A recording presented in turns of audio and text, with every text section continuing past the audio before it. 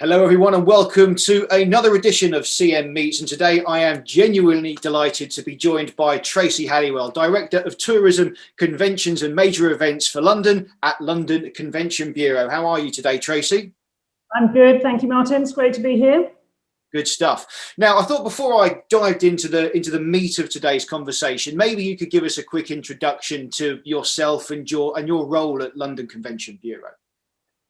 Sure. So I head up basically the Convention Bureau team. So we're here to attract conventions, meetings, events, exhibitions from all over the world to come to London.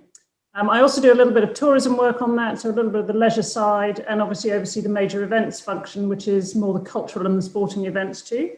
But it's all about bringing that excitement, animating the city, and attracting new events and conferences.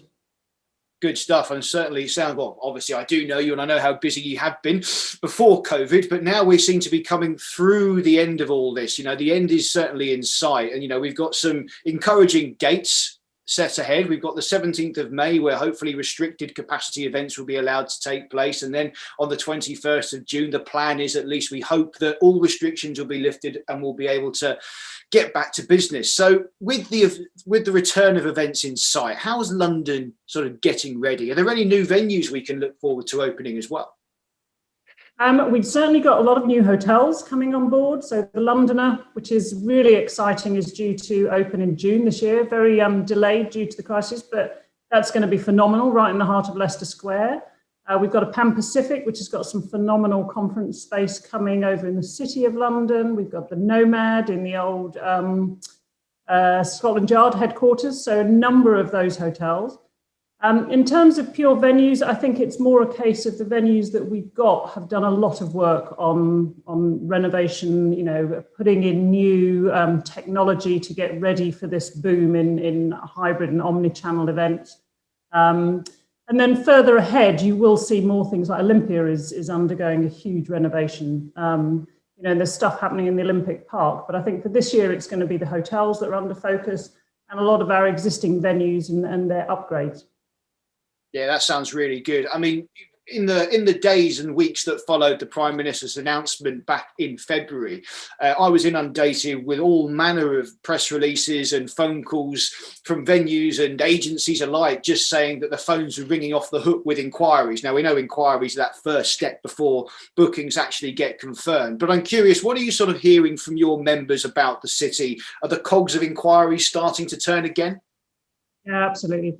I think, like you, the minute we had that roadmap, and there was this way out and people saw some dates coming through, I think the phones did go quite well. We had our biggest spike actually on Visit London. So not only meetings, but people just looking to travel again really went up.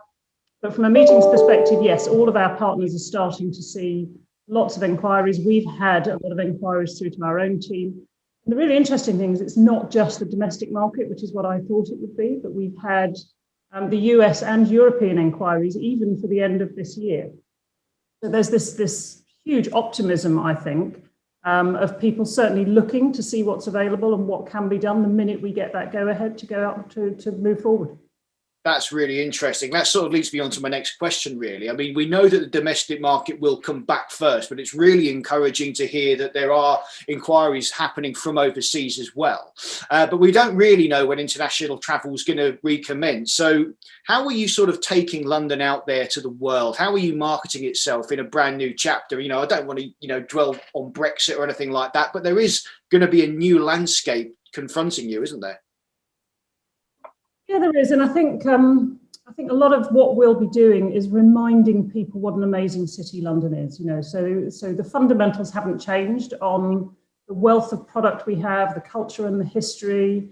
The fact that London is one of the greenest and most sustainable cities actually in the world. We've got a huge amount of green space. A lot of our venues have got green credentials now, so we'll be talking a lot about that.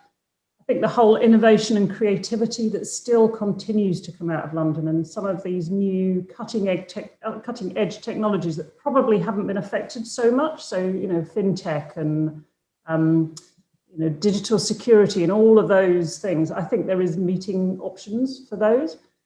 And I think all of us are, we're desperate to get out and move again. And a big city like London, there's so much you can offer. And it's just reminding people that all of that is still there. And actually now is a really good time to come and plan events and to have meetings and great social programs, because it's not as busy as it normally is. Absolutely right as well. So what's then the mood about town? I mean, how can you sort of articulate the sense of enthusiasm that no doubt exists for the challenge ahead? I mean, it's going to be quite an exciting time when the doors reopen once more. And I'm going to throw in another curveball about technology. What role do you think it's really going to play in this kind of new stage of evolution in the events we put on?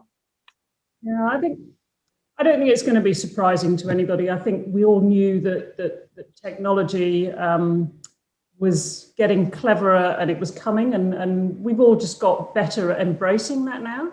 I've been doing some judging recently for some hybrid event awards, and it's phenomenal the amount of things you can do with technology now, but it enhances meetings. You still need that live face-to-face element. We're all sitting here running out of contacts and people to talk to because we've only got a limited amount of people in our address book now.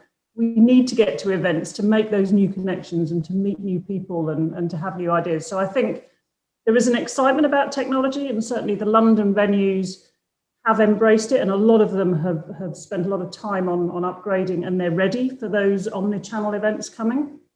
But similarly, there's an excitement that people are going to want to get out and they're going to want to come back. There's a huge amount of inquiries right now for pent-up social events.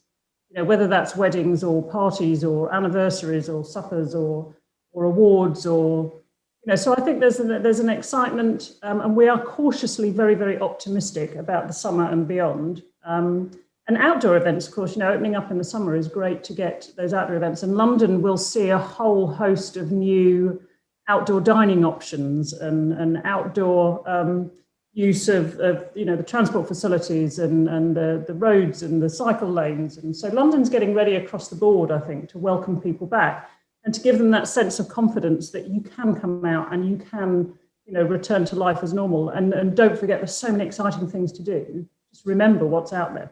You don't know you've forgotten what you've missed. Absolutely. I, for one, cannot wait. Oh, really looking forward to it. Tracy, I know you're busy, and it's good to hear that you're actually genuinely busy. So I'm going to let you get on. Thank you so much for talking to us.